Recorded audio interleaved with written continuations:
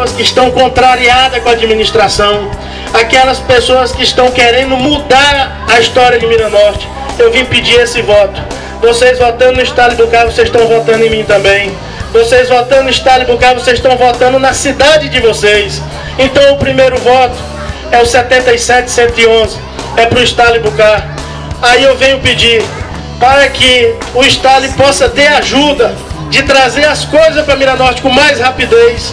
É preciso votar no Vicentinho Júnior, no 4040, que é o segundo voto que vocês vão dar. Mas eu peço que casem o voto, mas casem mesmo. Se o Estado tirar 4.000 votos aqui dentro de Miranorte, dê os 4.000 para o Vicentinho. Se o Estado tirar 5.000 votos dentro de Miranorte, casa os 5.000 para o Vicentinho Júnior. Porque junto com o Vicentinho, além de ter um deputado federal, nós vamos ganhar um senador nessa quilate, nessa qualidade, nessa postura política. E aí eu venho pedir novamente, Estado e Bucaque 77-111, Vicentinho Júnior 40. Podem falar de Eduardo Gomes o que vocês quiserem falar, mas ele tem serviço prestado em Miranorte, ele tem emenda, ele tem asfalto, ajudou na creche do João Ribeiro, já colocou emenda para meio fio, bloquete, calçada. Agora, se você colocar no papel o que em 14 anos de Congresso, juntando os anos de deputado federal com os anos de senador que a senhora fez, aquela que é senadora, aí nós não vamos achar nada aqui em Miranorte não.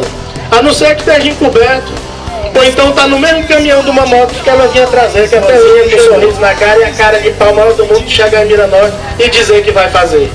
Bora!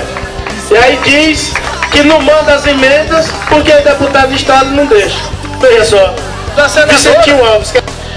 Agora a falta de vontade de fazer ela atende, porque o prefeito é do lado dela, o presidente do sindicato é do lado dela, o filho é deputado federal e Miranorte não é agraciado com nada dessa senhora. A não ser quando ela vem num palanque aqui para falar mal das pessoas e desrespeitar o povo de Miranorte. Então eu preciso que vote 777 para o Senado. E para fechar o pacote, para a gente avançar, para Miranorte ter mais conquista, para Miranorte ele vem e faz, igual já fez e já trouxe para o município, ambulância, ônibus, tablet, a estrada de Dois Irmãos. E se a gente for falando aqui, fica a noite toda.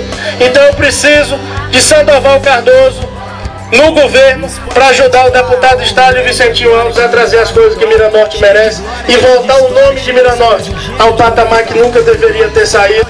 Influenciando sonho, sonho influenciando esporte, sem perigo de uma overdose, sem neurose.